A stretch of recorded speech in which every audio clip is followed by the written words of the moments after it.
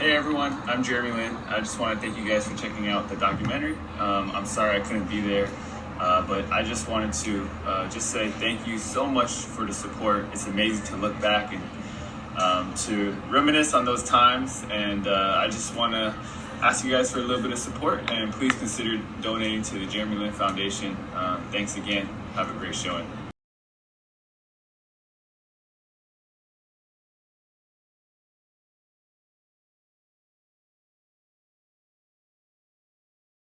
It's one of those things where it's so surreal that it's so blurry that you don't really remember it. The whole thing feels like this vague, hazy dream blur. It's what they've been dreaming about since they first started playing the game. And now they're just hours from achieving it. A state title is on the line tonight in Sacramento as perennial powerhouse Mater Dei from the south squares off against Palo Alto from the north. It's the Division II CIF State Boys Basketball Championship, and it's next on FSN. Well, the championship game was, it was your classic David versus Goliath. I mean, the week leading up to it was like, is Pally going to lose by 40 or 50? I mean, like I said, our starting center was 6 feet tall. They had a 7 foot, center. All throughout the playoffs, every team we went against almost after maybe the second round of the playoffs, we were the underdog. Mater Dei was led by Taylor King, who everybody wanted. He averaged 26 points and 12 rebounds that year as a junior, ended up scoring over 3,200 points in high school, the third most in state history. Everybody was looking at Taylor King.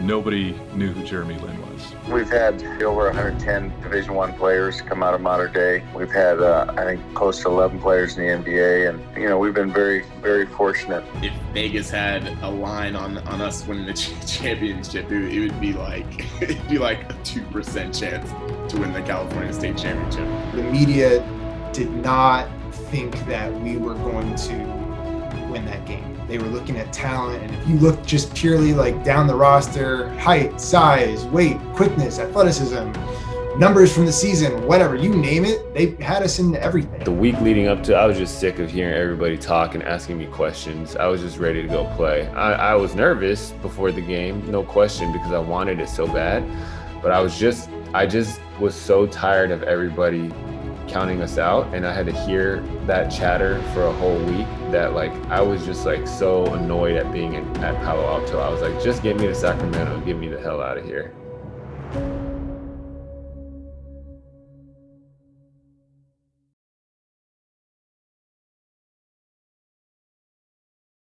If Palo Alto is going to win this game, they're going to need a strong performance out of their unquestioned leader, senior point guard Jeremy Lin.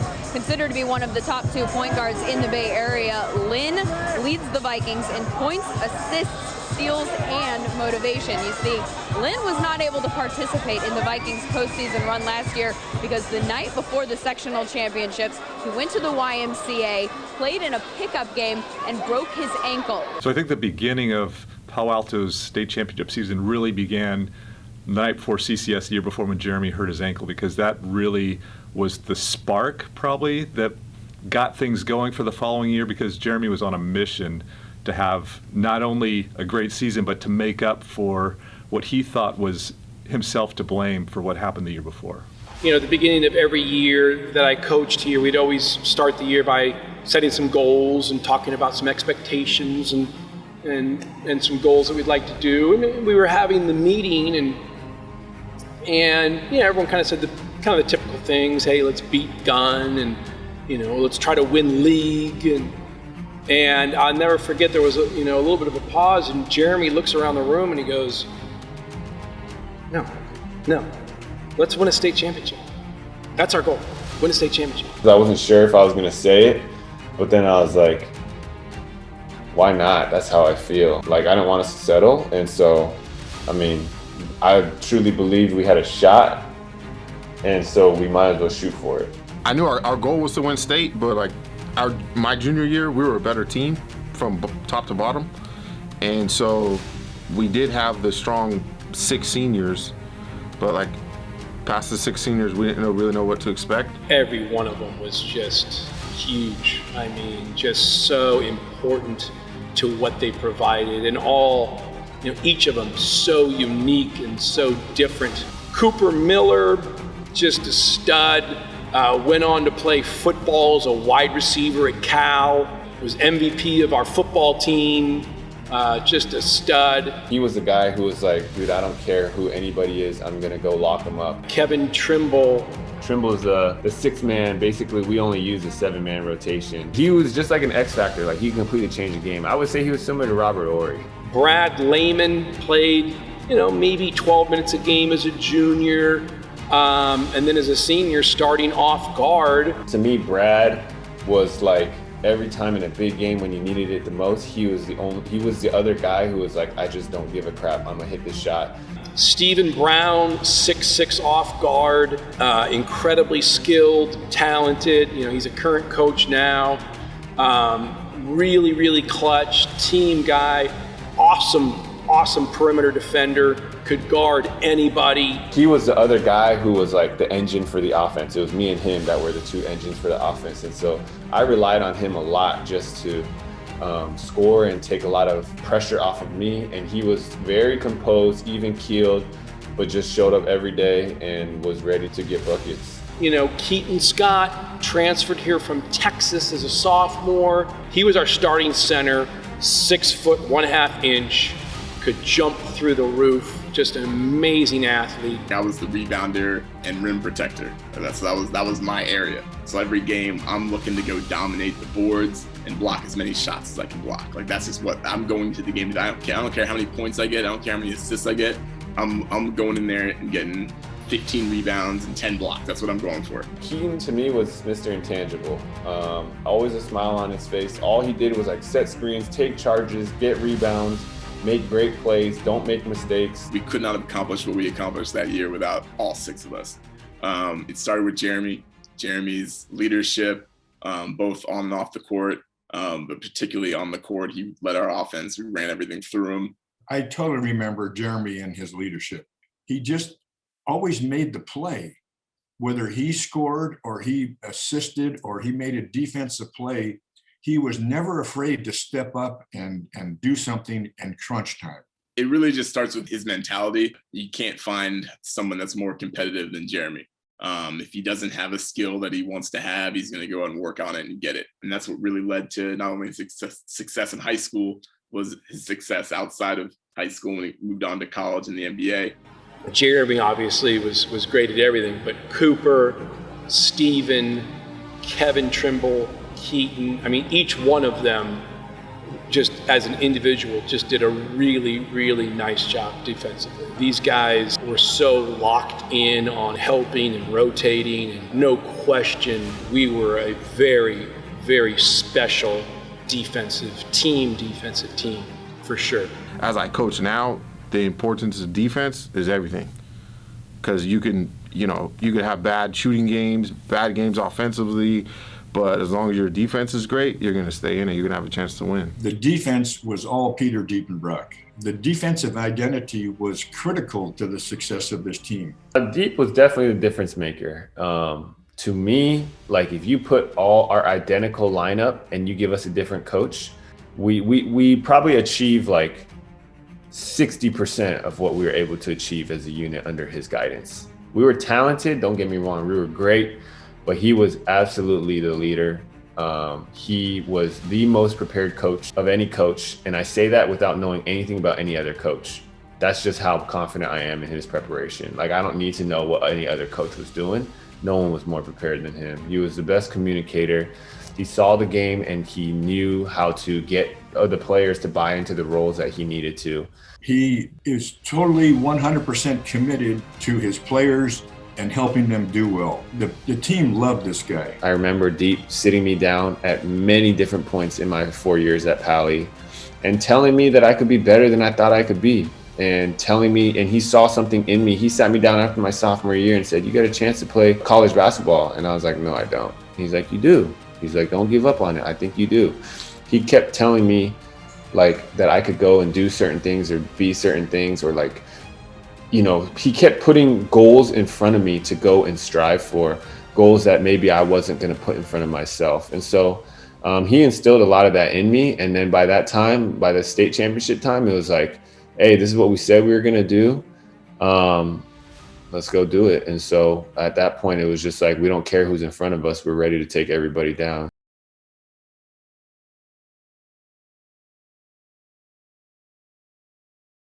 Lindsey Soto on the sideline and Sean Farnham working alongside. A good crowd, 5,000 inside Arco Arena, and the state final is underway, and Palo Alto needs everything to go right, and they get the tip. I won the tip. I was always confident I was going to win it, but apparently no one else believed that I was going to outjump the 7-footer. And you can see the bench and our crowd, like nobody expected him to win the tip. And I was just like, I can't believe he just won that thing. And I think that right there set the bar for the game. It's like, okay, here we are. Because now you guys think you're going to blow us out, but that's not going to be the case. Mater Dei is known for being a high-powered offense. Taylor King was averaging like 26 points a game. Knocked away on a good play by Danny Campbell, and right the other way goes King. That is the easy way. They were a really open court fast break team. I mean, they literally averaged 78, 79, 80 points a game, which is just unheard of in high school. So you just look at Mater Dei walking in the gym and they have 8 players that are 6'7" or taller. Palo Alto has a 6'1" center. You're like, how in the world are they going to beat these guys or even compete with these guys? We watched them walk into the arena and we looked at them and said they can't beat us. So the Mater Dei starting lineup, they included a 7'1" center who would play at Arizona. They had a guard that was going to play at Oregon, and then he ended up at Nebraska. And of course, Taylor King, who would play at Duke and Villanova. These guys were loaded from top to bottom. We were so much shorter and smaller. We knew we were going to get stops because we were an amazing defensive team. The biggest question mark was whether we could get the rebound. Use that same excuse myself. Palo Alto got the first basket of the quarter and they come right back. Look at this. On the Vikings at the defensive end, and so far they brought that intensity. Another steal for all of a sudden the opportunistic Palo Alto Vikings. Stephen Brown from outside for 3. And look at this, 15-8 Palo Alto. Jeremy would just have a knack for hitting big shots at the right time. Like if our offense was ever kind of stagnant, he would just come down and just drill a 3 from the top of the key. Talk more about that. There's Lynn. Needs something good, and he finally got it. He had to wait a long time, but Jeremy Lin bangs a triple. When Palo Alto put on the run, I think defense was really the key, and I think it was especially defense on Taylor King. Well, obviously, when you're playing Mater Dei, the first one you want to stop or try to stop or at least minimize was Taylor King. And so the simple answer was we had Stephen Brown. My job was to slow down Taylor King, and so my job was to pick him up at half court. He didn't have the ball, I was there. So that was like that was the only thing I was thinking about. It was like, I gotta get this dude before he gets to half court, because once he takes 2 steps past half court, he'll shoot it. Better serve had he just gone straight up and down instead of trying to drift towards. Oh, how good is that? That's about 25 feet, and that could be a big basket. The half will end that way. I do remember the halftime walking off the court, and the announcer, the court person coming up going, well, what'd you think of the first half? And I was like, we were up by 5, and I go, we should be up by 15. I said, guys, we're letting them hang around, and they're playing us even, and we got problems. We've got to get a burst here and get a spark going. We said that they just flat out want it more. They're beating us to loose balls. Every 50-50 ball is theirs. Playing with more intensity, they just want it more than us. I just remember him saying that. We controlled the tempo. We didn't let them fast break. We kind of forced them out of their comfort zone a little bit. 24-20, Palo Alto over Mater Dei. It is not a typo. Mater Dei, number 11 in the country. They've lost just 2 games, and they had to go 3,000 miles to lose each one of those. Best team in the state, but maybe not the best team tonight. Not so far. 3. Palo Alto on a 9-2 run, and that's over. That kid can stroke the triple. I was actually surprised when we're running inbounds plays and they're calling them out. So I was like, okay, they know all our inbounds plays. Yeah, we took Palo Alto pretty serious. We broke down their game film. Even when the plays came from inbounds, we knew what they were going to do. Mater Dei, looking back, could have blown the game open because they had a superior bench. Palo Alto had no depth at all. And Mater Dei could have just started pressing and pushing the pace and forcing Palo Alto to use their energy. Maybe they felt like they didn't have to. Maybe it was a pride thing. 34-33. Palo Alto against Taylor King and Mater Dei. Palo Alto came in supposedly with no chance, regardless of their 31-1 sparkling record. Mater Dei, the number 11 team in the country, led by one of the best players. He's had his night. He's got his double-double. Cameron Brown, and a chance for a three-point play. It's for Palo Alto. Nobody gave them a chance coming in. Mater Dei is number 11 in the country. Got the attention and got the whistle. Here's Lynn. Without that 7-footer, you can go to the rack. Palo Alto by 5. 2 minutes and 46 seconds. King, does he have an answer? He does. And a timeout, Mater Dei. 44-42. Here's Taylor King. You think he has a green light? Yeah, NBA, once again, NBA range. We basically said, like, if we don't get anything easy, we're going to take the clock down and we're going to space them if we don't get anything quick and easy early in the shot clock. And so it was almost like an Ivy League, like Princeton type offense where you're trying to milk the clock down. And King is going to get up in the face. Cooper Miller. Miller's a little sloppy with the ball right. He's crossing his feet and he's feeling the pressure. Now they got to go to work. 4 seconds on the shot clock, and Lynn is going to have to launch a 25-footer. And baked it in! Did he call that? I don't think he called that. Give him the bank. You know what? He struggled tonight. I mean, for the better part of this game, he has struggled to find his offensive rhythm. Danny Campbell comes back. Here we go, up 2 with a minute left. I mean, I think the biggest thing for us, especially with the long shot clock relative to the NBA, you're like, man, take as much time as you can off the clock. If you score late in the shot clock, you increase your chance of winning a lot. This is a shocker. Mater Dei, number 11 in the nation. And here we go. They have the ball and a 2-point lead. They get it to Jeremy Lin against Cameron Brown, who is very dangerous defensively. Lin likes to go to his right. Brown knows it, so he overplays him that way. And looking for help, and it gets to be a lonely place right now. He is surrounded by 5,000 people, and he's all by himself. He's got Keaton Scott here. They're going to try to set this high pick and roll. All the way to the basket, and he scores! There he is. He waited for this moment. King's got to pull the three. Too long. Campbell tips to Brown. Under 20 seconds, Brown. That won't go. Rebound again, Mater Dei. Torrent, offensive foul, Mater Dei. Palo Alto ball with 15 seconds to play. We were making a run late in the game, and we were up a little bit, and things were going good, and that just kind of broke our back toward the very end because we had a chance to, I thought, to put them away. They went under the pick and roll.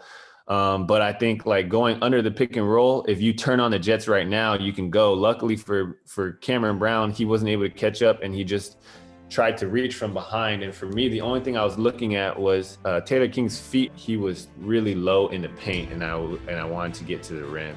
So that was definitely the dagger. Keaton Scott, 6'1", 11 points on the contest.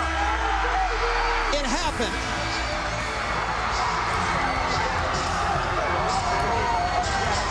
It was. I remember. I think when the buzzer sounded, I think I just started running around the court.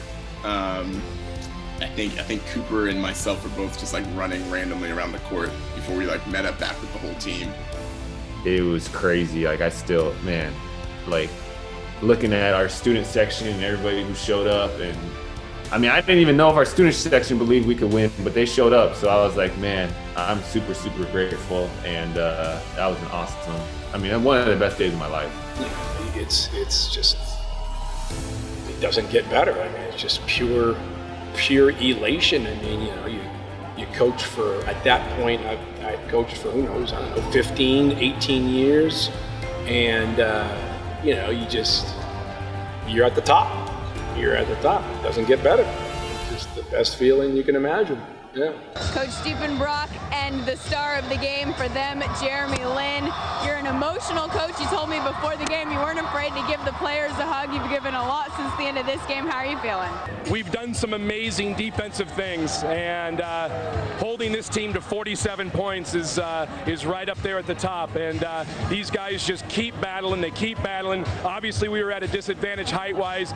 We just played defense. We played our lives off. I told the guys, hey, we're going to find a way to get 50 points. points. Did I say that? We'd find a way to get 50, okay? We just needed to hold them under it, so. Jeremy, how about you? You went through a lot, weren't able to play in this game last year because of the pickup game and the broken ankle. Do you feel like you've vindicated yourself a little bit today? Well, I mean, it's been a goal of ours the whole season. Every single player on the team wanted a state championship. We talked about it. We worked hard, and it's just a collective group effort. I mean, everyone put in their amount of work, did their responsibilities, and that's why we won. So when the game was over, I mean, I think shock was probably the biggest word that people would describe. Mater Dei had superior talent, players that would go on and play at some of the biggest, brightest schools in the country. Palo Alto somehow, whether it's 17 points from Jeremy Lin, a banked three-pointer at the right time, somehow pulled that game out. And I think if you look back on the greatest upsets in the history of California high school basketball, that's got to be at the top. I think if we would have played them 10 times, we might have beat them 7. But that night we didn't beat them, and we didn't play to the level we needed to play at. Jeremy did a great job coming off picks and screens tight. And that team had been together up in Palo Alto in youth basketball and all through high school together. And they played really well together. I mean, it was a tight-knit group they had. And I think that really added to their success. The thing that any team with Jeremy on in high school that separates it from any other team is that you just know that you have the ultimate, most confident person in the gym. In any game, you have the most confident player. So no matter who you're playing, no matter what the situation, you know you have a chance. That is the number one goal. It's to me the purest and most fun I've ever had playing basketball. And to this day, we're all really close. I just got off the phone with Keaton, a couple of days ago, and we're all keeping in touch. And so to me, it's really just the bond that we built during that time together was like crazy. The fact is, coaching at Palo Alto High School is just an unbelievable opportunity. You just get to work with incredible kids. Whether you win state championships or not, you have just amazing kids on your team, in your classes, and it's just an incredible opportunity.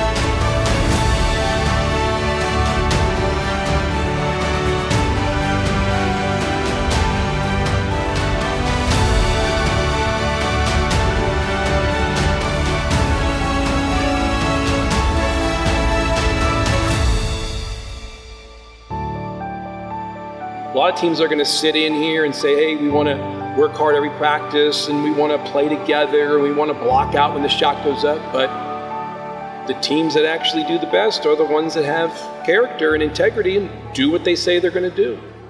And that is the story of that team.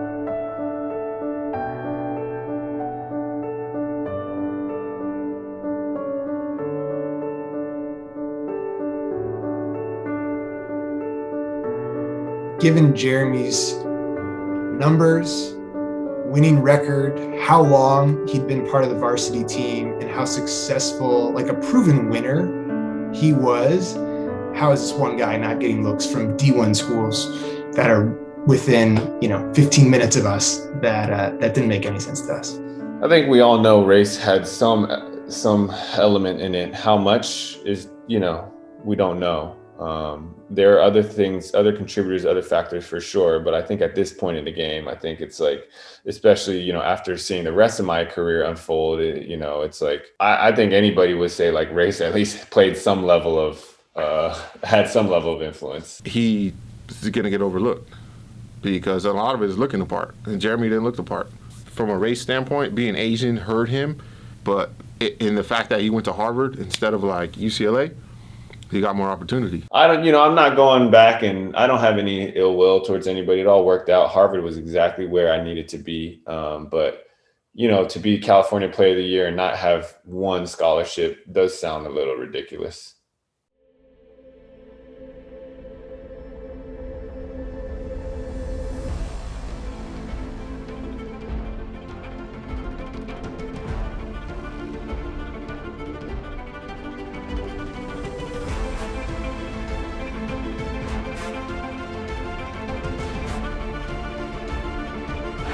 Lynn for three. Bang!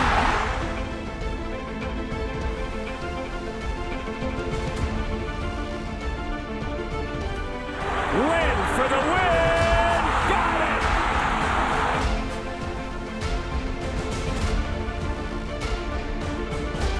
As the undrafted point guard from Harvard electrifies MSG once again.